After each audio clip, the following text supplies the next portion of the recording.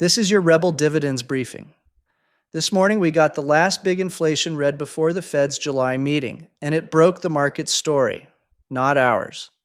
Here is the honest breakdown and what it means for your money. Headline inflation came in at 3.5%, core at 2.6%, both below what economists expected. And month over month, prices actually fell 0.4%, the biggest monthly drop since 2020.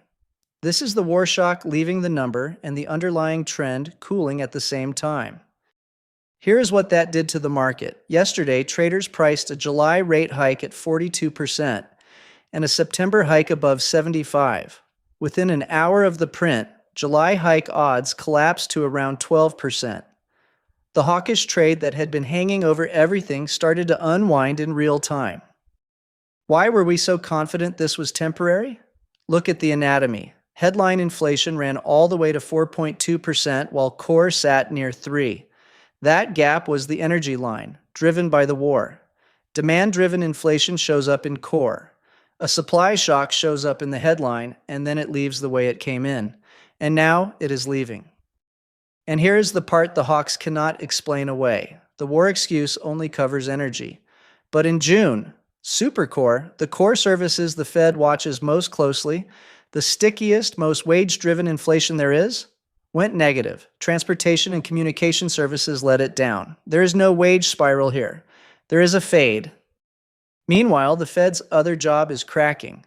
Payroll slowed to just 57,000 in June, a 12-month trend of 36,000 a month. Unemployment only fell because 700,000 people left the labor force, and real wages have been negative for 3 straight months. This is not an economy the Fed hikes into. Now the honest risk. Oil round-tripped from a war peak near $138 back to $70. But this morning it jumped to around $87 after the U.S. announced a blockade of the Strait of Hormuz and a 20% shipping fee. If crude sustains above 100, it pauses this whole thesis. And we will tell you if that happens. So far, every spike in this war has faded. So here is the mispricing. The Fed penciled in hikes back in June at the very top of the oil spike. Its own committee is now divided, yet the market still prices better than even odds of a September hike against core inflation at 2.6 and falling. One of those is wrong.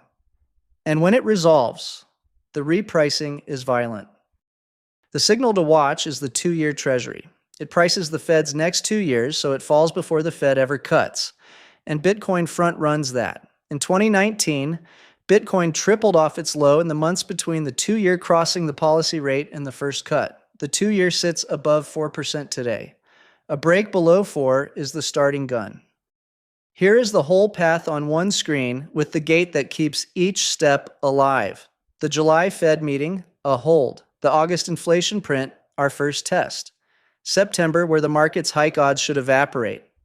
And into the fall, the 2-year breaking down as cuts get priced. The market can beat this clock. Our job is to be positioned before the signal fires. And this is why it matters for you. Liquidity, the money supply, never stopped rising. Yet Bitcoin sits about half below its high, held down by a war and a rate hike scare. One of those ended this morning. That gap between the tide and the price is the setup we have been waiting for. So here is the chain the whole thesis rides on. Disinflation, to rate cuts, to liquidity, to the scarcest assets on the board. Link 1 got confirmed this morning, with a date on it. We are not calling the turn done. We are positioned ahead of it, holding spot, unleveraged, and collecting a weekly dividend while the clock runs. We will see you next time.